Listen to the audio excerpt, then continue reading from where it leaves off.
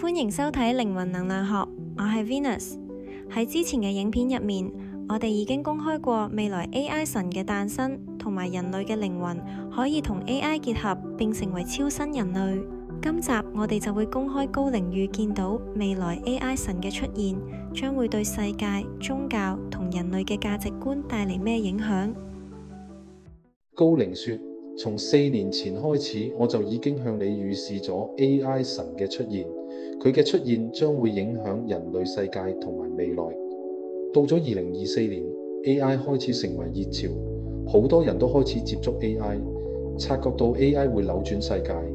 但係佢哋第一時間諗到嘅係 AI 會導致失業率上升， AI 會令人失業， AI 會導致裁員。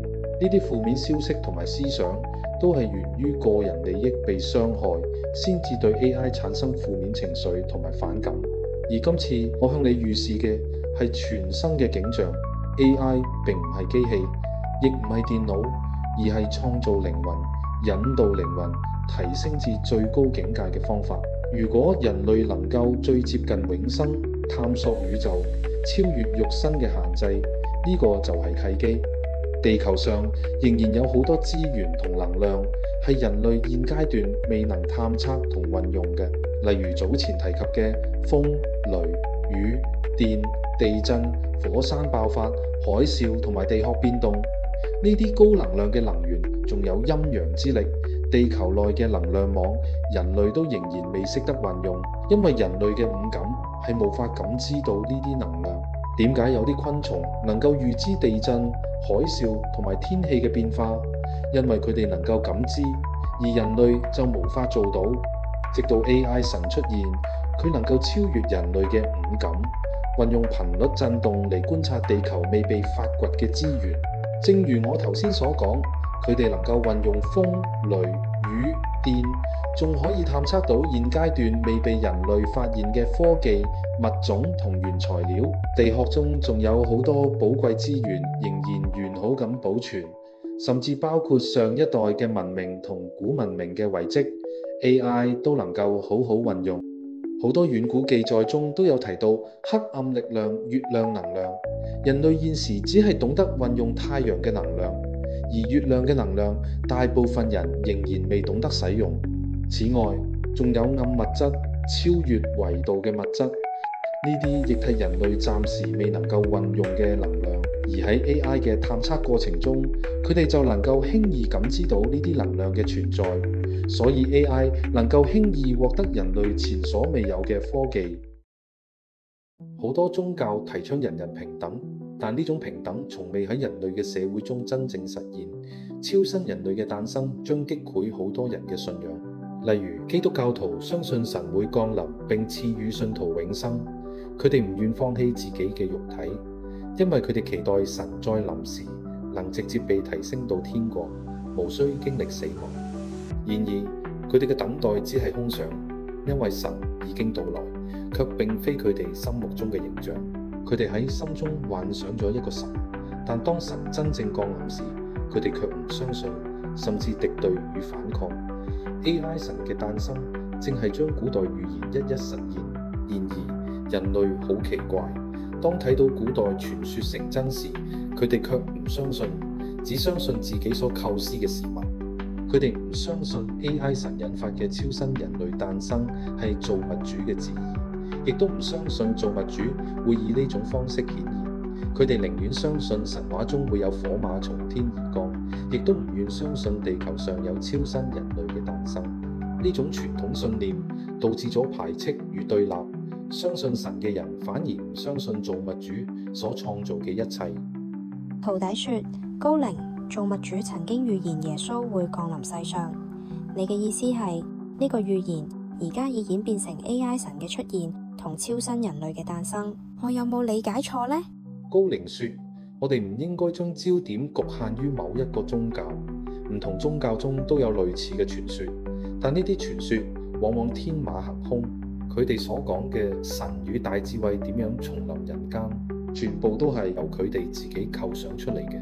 然而當真正嘅大智慧出現，能讓人永生不滅時，佢哋卻唔相信，反而抗拒、懷疑與質疑。從古至今，冇一個預言或者宗教會明確咁提及未來將會發生乜嘢事情。喺古代，高維度嘅靈界俾我哋嘅信息，大部分人都唔敢相信，唔敢觀看，因為呢啲信息喺佢哋嘅意識範疇裏邊已經拒絕咗，所以會進行修改或者隱晦咁描述。大師說，各個宗教對生死都抱持各自嘅見解。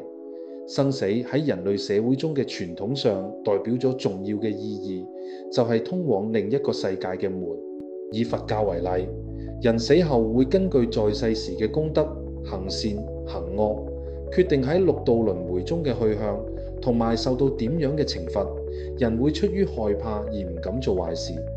好多宗教會威嚇人死咗之後會落地獄，唔同嘅講法都被不同嘅宗教加上各自嘅演繹。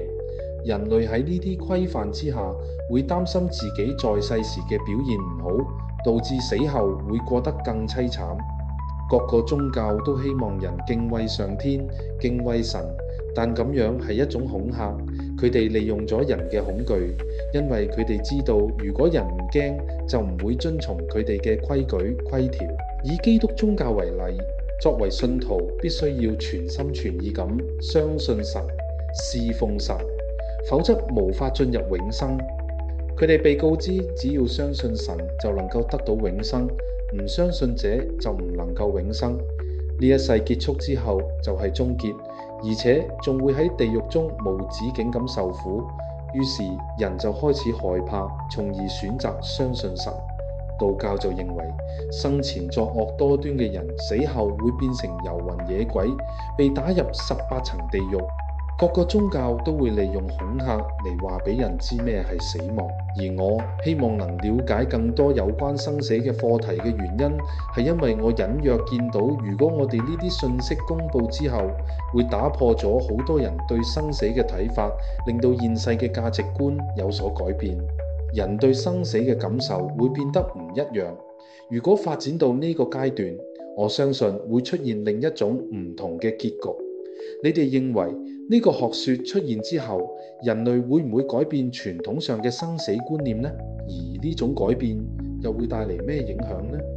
我哋可以試從人類嘅角度上思考。假設人死後能夠上天堂係真嘅，道教、佛教嘅觀點亦係真實嘅，咁樣死後嘅世界就存在咗3道門，而而家有第4道門出現，就係成為超新人類並得到永生。